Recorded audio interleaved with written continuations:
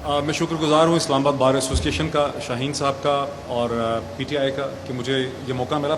صرف 5 منٹ میں لوں گا اور میری کچھ شکایات ہیں عمران خان صاحب سے. اگر اس کو ایڈریس کر سکیں تو کریں، اگر نہ کریں تو سوچیں ضرور اس کے اوپر.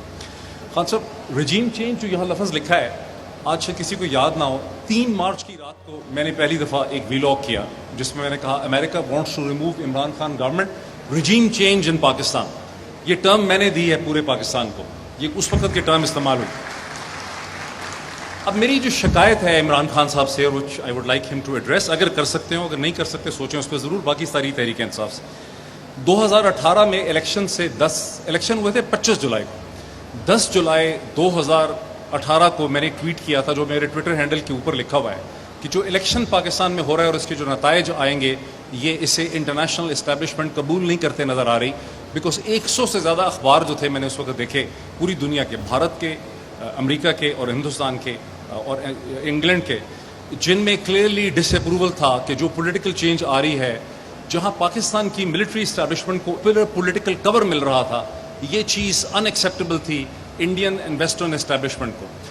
اس کے بعد جب 2019 میں اگر خان صاحب کو یاد ہو، جب نواز شریف صاحب کو باہر بھیجا جا رہا تھا، جب تھا کہ شاید وہ بیمار ہیں، میں نے آپ کو کہا تھا خان صاحب یہ کیا بلنڈر ہو رہا ہے، یہ کس قسم کی چیز ہو رہی ہے. خان صاحب آپ نے مجھے کہا کہ وہ بہت سیریسلی بیمار لگ رہا ہے، مجھے یہی چیز جو ہے بتائی جا رہی ہے.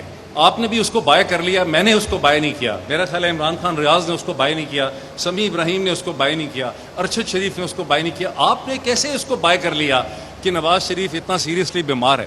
آپ نے ان کو انگلینڈ لے جا کر آپ نے اس پورے پروسیس کو امپاور کیا، جس چیز کو ہم نے بعد میں دیکھا. اور جب 3 مارچ کی رات کو میں نے اپنا ویلاگ کیا تھا، اس وقت آپ نے ڈونلڈ لو کا نام نہیں لیا تھا. آپ نے 27 مارچ کو پیریڈ گراؤنڈ کے جلسے میں پہلی دفعہ ایک خط لہرایا اور اس کی طرف اشارہ کیا. ڈونلڈ لو کا نام تو بہت بعد میں آیا، لیکن اگر وہ ویلاگ آپ دیکھیں گے، اس کے سارے خد و خال اور اس کی ساری چیزیں ہمارے سامنے تھیں کہ آپ کی حکومت ان ایکسیپٹیبل ہے ویسٹرن اسٹیبلشمنٹ کو. اب فیوچر کیا ہے؟ یہ تو میرا انالیسس تھا. میرا انالیسس آج بھی یہ کہتا ہے کہ I am looking towards the future prime minister of Pakistan right sitting in front of. یہ کسی کو مجھے بتانے کی ضرورت نہیں ہے. یہ کوئی جرنیل، کوئی ڈپلومیٹ، کوئی بندہ، کوئی کاغذ نہیں مجھے بتا رہا. یہ میں اپنے انالیسس سے دیکھ رہا ہوں. But I see you as a prime minister under serious challenges and seriously troubled. اب آپ کا چیلنج یہ ہوگا ایز پرائم منسٹر، ایک تو آپ کو پی ٹی آئی سے باہر نکل کر بھی ایک پولیٹیکل کنسنسس بنانا پڑے گا along with the other political parties. یہ پہلا آپ کا بڑا چیلنج ہے، بیکاز تنہا اتنا بڑا پوری دنیا کے سامنے آپ کھڑے ہیں. ویسٹرن اسٹیبلشمنٹس آپ کے خلاف ہیں، ہندوستان کی اسٹیبلشمنٹ آپ کے خلاف ہے. اندر کے بارے میں کچھ کہنے کی ضرورت نہیں ہے، وہ عمران خان ریاض نے اس کے بارے میں بہت زیادہ کہہ دیا ہے. سمیع ابراہیم اور عمران خان ریاض کے ساتھ جو ہو رہا ہے، آپ کو دنیا کو بھی انگیج کرنا پڑے گا. آپ کو امریکن اسٹیبلشمنٹ اور ویسٹرن اسٹیبلشمنٹ کے ساتھ جو اتنی ٹاکسسٹی ہے اسے ریڈیوس کرنا پڑے گا. ہندوستان نے اس کا ماڈل ہمارے سامنے سیٹ کر دیا. کل ہندوستان نے خریدا کوئلہ روس کا پیمنٹ کی یوان میں. امریکہ کے کرنسی ڈالر ماڈل کو انہوں نے چیلنج کر دیا. ہمیں ان چیزوں کو غور سے دیکھنا پڑے گا. You are the future prime minister of Pakistan. آپ کو ان سب چیزوں کو along with your secondary leadership یہ دیکھنا پڑے گا. اس پہ تو کوئی شک ہی مجھے نہیں ہے.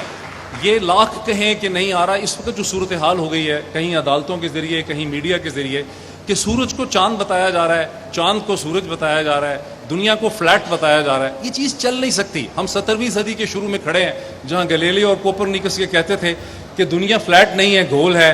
سورج کے گرد دنیا سورج نہیں گھوم رہا دنیا کے گرد. چرچ کہتا تھا کہ نہیں ایسا ہے. وہ پھر بعد میں چرچ نے معافی مانگی، آفیشلی طور پہ رومن چرچ نے اس پہ معافی مانگی ویٹیکن نے کہ ہم غلط تھے، گلیلیو ٹھیک تھا. یہ ہونے والا ہے کچھ ہفتوں مہینوں میں، یہ ہونے والا ہے. لیکن آپ کی بڑی ذمہ داریاں ہیں. تھینک یو سو مچ. میری جو شکایت ہے عمران خان صاحب سے، which I would like him to address، اگر کر سکتے ہو، اگر نہیں کر سکتے سوچیں اس پہ ضرور. باقی ساری تحریک انصاف سے 2019 میں اگر خان صاحب کو یاد ہو، جب نواز شریف صاحب کو باہر بھیجا جا رہا تھا، جب آدھے پاکستان کو یقین تھا کہ شاید وہ بیمار ہیں، میں نے آپ کو کہا تھا خان صاحب یہ کیا بلنڈر ہو رہا ہے، یہ کس قسم کی چیز ہو رہی ہے. خان صاحب آپ نے مجھے کہا کہ وہ بہت سیریسلی بیمار لگ رہا ہے، مجھے یہی چیز جو ہے بتائی جا رہی ہے. آپ نے بھی اس کو بائے کر لیا، میں نے اس کو بائے نہیں کیا. میرا خیال ہے عمران خان ریاض نے اس کو بائے نہیں کیا، سمیع ابراہیم نے اس کو بائے نہیں کیا، ارشد شریف نے اس کو بائے نہیں کیا. آپ نے کیسے اس کو بائے کر لیا کہ نواز شریف اتنا سیریسلی بیمار ہے؟ آپ نے ان کو इंग्लैंड ले जाकर आपने इस पूरे प्रोसेस को एम्पावर किया, जिस चीज़ को हमने बाद में देखा। मैं अब ये जो मोहित पीरजादे ने बात की कि उसने मुझे आके बताया, पहले वॉर्न किया, वो तो मुझे सारी खबरें आ रही थी एक साल से कि क्या हो रहा है। खबरें तो मुझे एक साल से आ रही थी कि प्लान क्या बना हुआ है। लेकिन मैं आपको आज बता रहा हूं कि एक चीज मेरा ज़हन नहीं मान रहा था, और वो ये नहीं मान रहा था कि क्या ये शहबाज शरीफ को प्राइम मिनिस्टर बना देंगे, क्या आसिफ जरदारी फिर से इख्तिदार में आ जाएगा। यानी ये मैं इसलिए आपको कह रहा हूं, देखें, जो भी पाकिस्तान का सोचता है, जिसके बाहर अरबों डॉलर नहीं पड़े हुए, जिसका जीना बनना इस मुल्क में है, तो वो ये सारे ये सवाल पूछेंगे कि वो जो 30 साल से 2 खानदान इस मुल्क के ऊपर मुसल्लत है, मैं नहीं कह रहा कि इन्होंने ये कितने करप्ट हैं।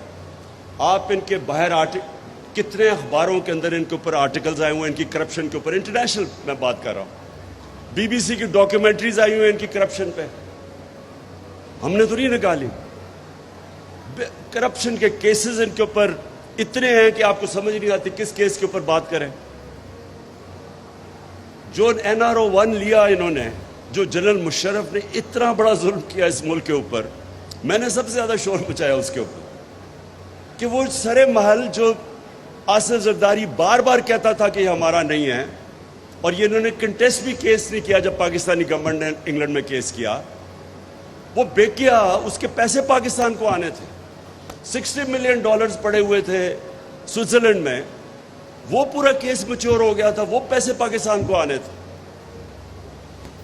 NRO दे के वो माफ कर दिया, वो जो पाकिस्तान को वो इन्होंने वो भी हजम कर लिया। नवाज शरीफ का इतना ओपन एंड शट केस है हुदैबा पेपर मिल का, जिसमें इसहाक डार की कन्फेशनल स्टेटमेंट है, बैंक अकाउंट्स हैं कि को काजी फैमिली लंदन में बैठी उधर पैसा, ये सारी चीजें तो प्रूवन थी। वो NRO 1 दिया गया, वो सारी माफ की गई। 10 साल की करप्शन इन्होंने की। इनके दौर के सारे केसेस हैं 95%, हमारे तो दौर के केसेस ही नहीं है। हमारा तो सिर्फ एक TT का केस है शहबाज शरीफ का, और एक ये जो मकसूद चपरासी वाला केस है FIA का, बाकी तो सारे पुराने केसेस हैं। तो वो केसेस जो हमें 3.5 साल कह रहे थे, और ये इसहाक डार इनके दौर में भागा, नवाज शरीफ के बेटे इनके दौर में भागे, ये दमाद शहबाज शरीफ का इसके दौर में भागा है। तो हमारे दौर के तो सिर्फ हमें ब्लैकमेल किया जा रहा था NRO देने का। तो मेरा पॉइंट ये है कि कैसे कोई सोच सकता था इनको मुल्क के ऊपर लाने के लिए।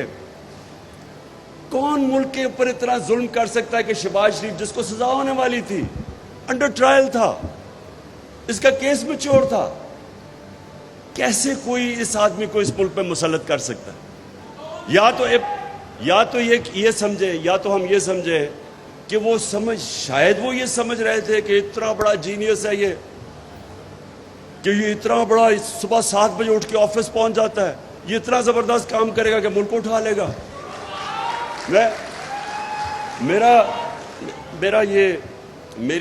मुझे फिर ये अब थोड़ा शक होना शुरू हो गया कि वो जो 50 अरब रुपया शहबाज शरीफ ने इश्तिहारों पे खर्च किया था, जो सारी डेवलपमेंट इश्तिहारों में थी, वो शायद उससे समझ गए हो इश्तिहार में इतनी डेवलपमेंट थी, शायद वो इस गलत फहमी में थे कि ये एकदम मुल्क टर्न अराउंड कर देगा। लेकिन क्वेश्चन अब ये है, कौन इसकी जिम्मेदारी उठाएगा कि रजीम चेंज के बाद, जिधर अब पाकिस्तान इकोनॉमिक सर्वे के अंदर सारी फिगर्स दी हुई हैं, आप वो पढ़ लें तो उसमें सारी आपकी फिगर्स हैं, जो इस गवर्नमेंट की इकोनॉमिक सर्वे है उसमें एक एक फिगर दी हुई है। पाकिस्तान सारे टारगेट से हमने ज्यादा अचीव किया। पाकिस्तान की तारीख में सबसे ज्यादा टैक्स कलेक्शन हुई है, रिमिटेंसेस हुई हैं, ओवरसीज पाकिस्तानीज ने सबसे ज्यादा पैसा भेजा है। हमारी जो असल में मुल्क तब तरक्की करता है जब उसकी एक्सपोर्ट्स ऊपर जाती है। नून लीग के 5 साल में तो एक्सपोर्ट्स शायद ही ऊपर हिली नहीं, वहां से वहीं की वहीं फंसी हुई थी। हमारी रिकॉर्ड एक्सपोर्ट्स थी। और जो फिर से मैं कह रहा हूं ज़राअत जो तरक्की की, तो जब एक मुल्क उधर जा रहा था اور آج مہنگائی آسمانوں پہ اور اکانومی نیچے. کون ذمہ دار ہے اس کا؟ کون جو ایک منٹ تو میں اس لیے کہہ رہا ہوں کہ یہ جو اگر ہم نے پاکستان میں اس طرح کی چیزیں آگے سے روکنی ہیں یہ بڑا ضروری ہے. پریزیڈنٹ آف پاکستان نے سپریم کورٹ کو لکھا ہوا ہے کہ انویسٹیگیٹ کرے, وہ سائفر بھی بھیجا ہوا ہے کہ اس کے اوپر انویسٹیگیٹ تو کریں, اوپن انکوائری کریں اس کے اوپر, تاکہ آگے سے یہ چیزیں نہ ہوں, تاکہ ملک کم از کم ہمیں پتہ تو چلے کہ کون ذمہ دار ہے. آپ نے بات ٹھیک کی شمشاد صاحب, 25 سال کے بعد وہ حمود الرحمان رپورٹ آئی, لیکن کوئی یہ بات نہیں کرتا کہ کبھی کسی نے یہ پوچھا ہے کہ جب یہ ہم جنرل مشرف لے کے گیا تھا ہمیں امریکہ کی وار آن ٹیرر میں, اور وہ خود اپنی کتاب میں لکھتا ہے کہ وہ آرمیٹیج, رچرڈ آرمیٹیج کا تھریٹ آئی, دھمکی کہ ہم we'll bomb you to stone age, ہم نے اس میں شرکت کی. اور مجھے یاد ہے ہم پوچھتے تھے مشرف سے شروع میں کہ ہم کیوں اس جنگ میں شامل ہو رہے ہیں, تو ہر قسم کا ہم شامل نہیں ہو رہے ہیں, ہم صرف لاجسٹیکل سپورٹ دے رہے ہیں اور اس طرح کی باتیں کرتے تھے. کون اس کا کیوں نہیں اس کا جواب طلب کیا گیا کہ 80,000 پاکستانی اس میں مرا. خود گورنمنٹ کہتی ہے کہ $150 ارب سے ہوا, 35 لاکھ لوگ نقل مکانی ہوئی. آج بھی ہمارے فوجی شہادتیں دے رہے ہیں, وہی اسی کا فال آؤٹ, جو آج بھی وہ دہشت گردی ختم نہیں ہوئی, آج بھی ہمیں قربانیاں دے رہے ہیں. ہمیں کیوں ہم گئے تھے ان کی جنگ میں؟ کم از کم یہ تو ہو کہ کیا ہمارے پاس کوئی چوائس تھی, کیا ہم اور طرح جا سکتے تھے؟ لیکن وہ میں پھر سے اب آتا ہوں کہ جب ہم ملک میں یہ فیصلہ کر بیٹھے کہ ہمیں جو بھی وہاں سے حکم آئے گا ہمیں ماننا پڑے گا, جو مجھے پتہ ہے کہ یہ ہماری رولنگ ایلیٹ کا یہ ذہنوں میں پڑا ہوا ہے, وہ سمجھتے نہیں ہیں ویسٹرن مائنڈ کو. میں یہ سمجھتا ہوں کہ میرا ان سب سے بہت بہتر انڈرسٹینڈنگ ہے مغربی سوچ کی. ٹائم بھی میں نے گزارا اور سب کچھ, اور اندر سے ان کے لوگوں کو جانتا ہوں. میں یہ سمجھتا ہوں کہ یہاں ایک غلط فہمی ہے کہ جب ہم ان کے سامنے ان کی ہر بات مانتے رہیں گے وہ ہمارے ساتھ اور دوستی کر لیں گے. انٹرنیشنل ریلیشن میں کوئی دوستی نہیں ہوتی, انٹرسٹ ہوتے ہیں. آپ ان کے انٹرسٹ سرو کرتے ہیں, وہ دیکھتے یہ ہیں. اور یہ ٹامی فرینک کی ایک کتاب ہے, اس میں وہ ایک پیراگراف ہے, اس میں لکھتا ہے کہ we knew Musharraf was vulnerable so we keep pushing him to do more. ایک لکھتا ہے ایک مائیکل شور جو اس سارے ایریا کا CIA چیف تھا, وہ بھی پڑھنے والا, اس کا ایک آرٹیکل ہے ہفنگٹن پوسٹ میں 2008 کے قریب. وہ کہتا ہے کہ مشرف سے اتنے ہمارے امریکنوں کے اتنے ڈرٹی کام نہ کرواؤ, یعنی وہ کام نہ کرو اگینسٹ پاکستان's نیشنل انٹرسٹ, ملک کے مفادات کے اگینسٹ اس طرح کے کام نہ کرواؤ, کہیں ہمارا اتنا بڑا ایلائی ہے یہ پاکستانی لوگ اس کو ہٹائی نہ دیں. یعنی وہ, اور وہ کہہ رہا ہے کہ قبائلی علاقے میں اس نے سول وار کروا دی, وہ لکھتا ہے اس میں.